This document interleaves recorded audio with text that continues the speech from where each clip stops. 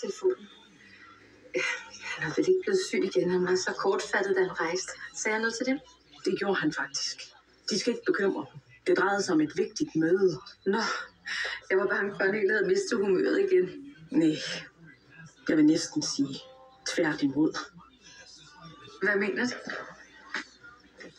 Jeg tror vist godt, jeg kan sige det til dem. Nu ved jeg, hvorfor jeg var rejst hjem.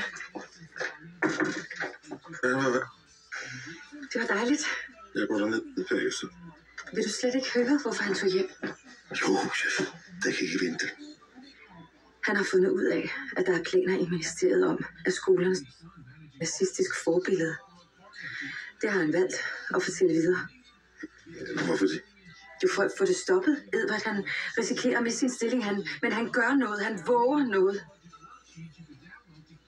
Og det gør jeg ikke, mener du? Nej. Jo, det er nemlig lige præcis det, du mener, Helene, ikke? Fordi jeg siger bare ja til direktør Conradsen og hans tyske venner, uden at kæmpe imod, ikke? Jeg er ikke en